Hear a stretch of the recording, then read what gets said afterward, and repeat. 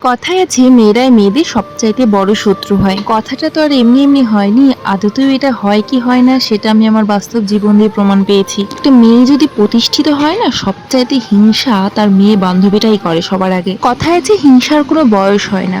তুমি দেখবে তোমার প্রতিষ্ঠিত হওয়ার পরে তোমার পাড়ার কাকিমারাই তোমাকে, কাকিমা জেঠিমারাই সবচাইতে বেশি হিংসা করছে। তুমি যাদের মেয়ের মতন হওয়া সত্ত্বেও কিন্তু তোমাকে তারা কিন্তু নিজের শত্রুপক্ষই মনে করে। সবচাইতে বেশি শত্রুতা কখন করবে জানো? যখন শুনবে তুমি প্রতিষ্ঠিত হয়ে গেছো। আসলে আমার এই কথাগুলো বলার মানে কে কিভাবে বুঝবে আমি জানি না, কিন্তু একমাত্র তারাই বুঝতে পারবে যারা এরকম জিনিসটা ফেস করেছে। এখন তোমরা অনেকেই ভাবতে পারো হয়তো আমি সফলতা অর্জন করেছি কোনো কিছুতে, ওই জন্য হিংসা করছে। ব্যাপারটা কিন্তু একদমই সেটা নয়। ব্যাপারটা হচ্ছে এই ধরনের মানুষেরা যে কোনো পর্যায়ে যে কোনো কারণে তোমার উপর হিংসা করতে পারে। এতে যেমন ধরো আমি কিছু নিজের জন্য করলাম, কিছু ফ্যামিলির জন্য করলাম, এটা যদি আমি কারোর সাথে গল্প করি আর সেটা যদি হয় কোনো মহিলা মানুষ, তাহলে বাপরে বাপ, প্রথম দিন তো খুব ভালোভাবে সুইটলি আমার সঙ্গে ব্যবহার করবে, দ্বিতীয় দিন থেকে কি করে আমাকে হার্ট করে কথা বলবে সেই ধরনের পথ অবলম্বন করবে। যেমন তুমি একটা সোজা প্রশ্ন জিজ্ঞাসা করলে সে একটা ব্যাকা উত্তর দেবে। আমাদের এখানে গণেশ পুজোতে ভোগ খেতে, ভাবলাম ভিডিওর মাধ্যমে তোমাদের আমার মনের কথাগুলো একটু শেয়ার করি। তো চলো, টাটা।